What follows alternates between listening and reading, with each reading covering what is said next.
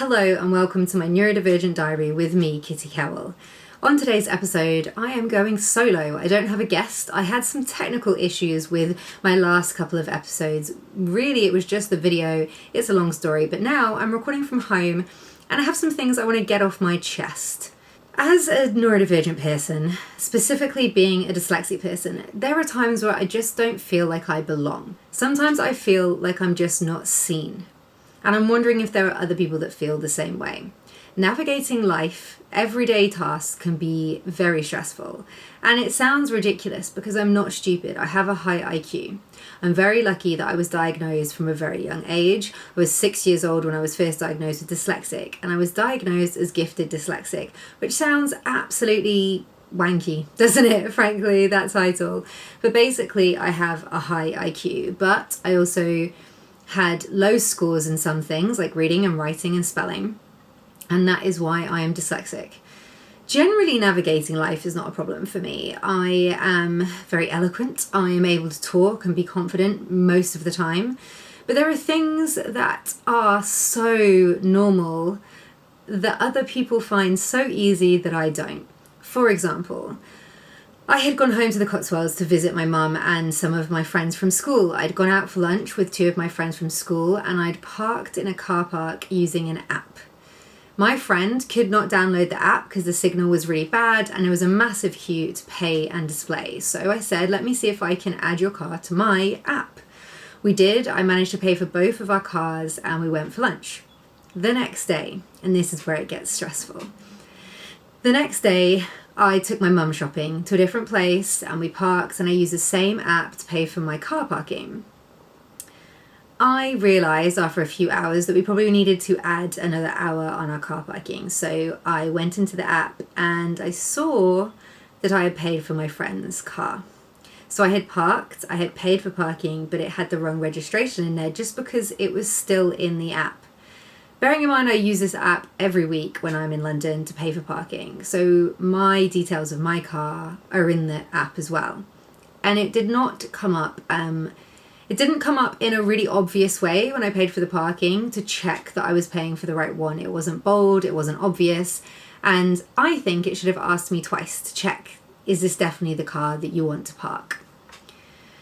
When I got back to the car park, we had got a parking ticket and I was really upset. I mean, I got over it, but when I found out and when I was trying to pay for the parking and add an extra hour when we were in the shop, I changed it to my car registration once I'd realised what had happened, but it was too late. I didn't know that until I got back to my car. But in that situation, when we were in a shopping centre, I really had to calm myself down because I felt so angry with myself. I felt so stressed out, and I genuinely, in that moment, I remember saying to my mum, I just feel like the world is not made for me sometimes.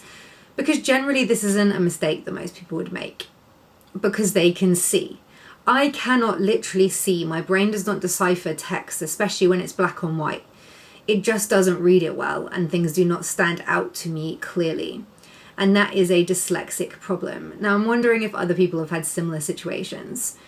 I wrote to the people that had given me the car parking ticket and I explained what had happened and I could show that I had paid for parking. And I said to them, your app needs to make this clearer because I've never added another car before, so I never had the problem. But some people will have multiple cars and they could get into the same issue that I've been in. And beyond that, as a dyslexic person, we need to advocate for ourselves and say, this isn't clear, this isn't bold, and you need to make sure that you're thinking about people like me. But yeah, they wrote back to me and they let me off the fine and they said that they would go back to their app development team and try to make it better. And it honestly made me emotional because there are so many times in life where I feel like my issues, God, it sounds so negative, but like my brain and the way that it works are not validated. And it makes life harder for me, even though I'm not stupid. And there are so many people that don't have, just because I have a high IQ, like I feel like I have to like wear a badge of honor saying that. But there are so many people that are dyslexic that are not stupid, even if they don't have a gifted IQ, And I'm so sick of society making us feel like we are. Our brains are so different in ways that are magical and amazing, also in ways that are just debilitating. And it can be, unfortunately, extremely stressful for us to just navigate life. And that's just with dyslexia. Well, I say just with dyslexia. Like I say, have been diagnosed dyslexic since I was very young. And I'm now in the process of trying to get a diagnosis for potential ADHD or ADD. And I tick all the boxes, so I'm pretty sure that I have one of them. But that thing of having multiple voices in your head, I remember when I first saw a TikTok of someone like depicting that, and they had made a sound that sounded like 20 voices happening at the same time. And I got really like emotional because I was like, that's how my brain is. And I've tried to explain it before. And I know in the past, you know, you have people say like, oh, do you have a voice that speaks to you in your head? But like, I'd be like, yeah, I have 10. But if I tell them that, do they think I'm clinically insane? Like, I have one voice talking about like the latest Korn album, another voice telling me that I should drink more water, another voice having a go at me for not doing yoga this morning, another voice being like, you need to do your car insurance, another voice telling me like, what have you eaten? You forgot to have lunch. Like, there's so many things going on in my head at one time. Which leads me to another point, that sometimes communicating with neurotypical people can be really difficult, and I try to advocate so much for myself. A, I'm lucky that I've had a lot of support since I was young, and B, I have got myself a lot of support as an adult with my mental health, which specifically I focus on like communication with other people, which I think in general society has an issue with. But on top of that, being neurodivergent, I just am different. My brain works differently.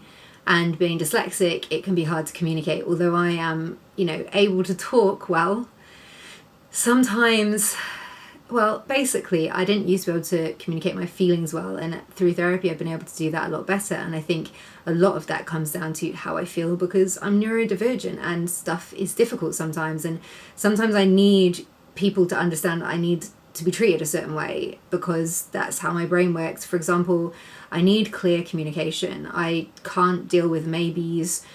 If I'm making a plan with a friend to do something and they're like, maybe this, maybe that, and I'm like, can you just not come back to me until you know what you want to do? Like, or I will just be like, this is happening at this time, can you make it? Because otherwise, everybody, I think most people, not everybody, but a lot of people don't like, you know, plans that are not made clear. But for me, there are 20 things going on in my head right now. So for you to also not be clear with what's happening is really going to stress me out. So if I have 20 voices telling me different things and I'm trying to clearly communicate with someone, okay, let's do this at this time here, and they're like, oh, maybe, but maybe this, I'm like, I can't navigate that. So I will shut down. And in the past, I did things like just like not respond to people because that has annoyed me and I didn't communicate it properly with them. So now I'm really clear with communicating with people. But then sometimes people can tell me I'm too blunt. So I'm like, okay, but I'm dyslexic, I'm neurodivergent, and I'm being really clear and honest with you. I'm also empathetic. I think the thing is that some neurodivergent people are very well known as being like very blunt. For example, a lot of autistic people, communicative autistic people have a bad rep for being very blunt, but all they're doing is being very clear.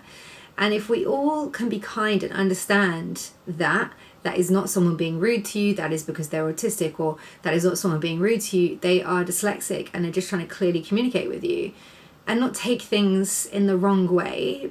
If someone has been clear with you that they are neurodivergent, like, can we please try and like understand that? Because we're trying to communicate with you and it's not easy for us either. So yeah, anyway, that's just the stuff I wanted to get off my chest today on the podcast. Let me know if you like these little episodes where it's just me talking about things.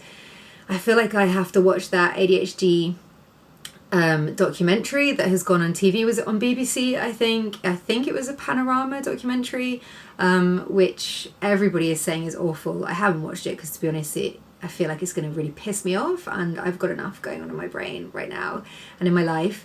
But that being said, there seem to be a lot of documentaries and programs about ADHD on the TV right now. If you would like me to watch them and then do a debrief and discuss them on the podcast, let me know. You can hit me up on @myneurodivergent Diary on Instagram and TikTok, or you can just find me at Kitty Cowell on Twitter, Instagram, TikTok, YouTube, etc. Oh, actually, my YouTube is KC Television, which is where you can watch this. So that's it. That's the podcast episode, and I'll see you soon. Peace out.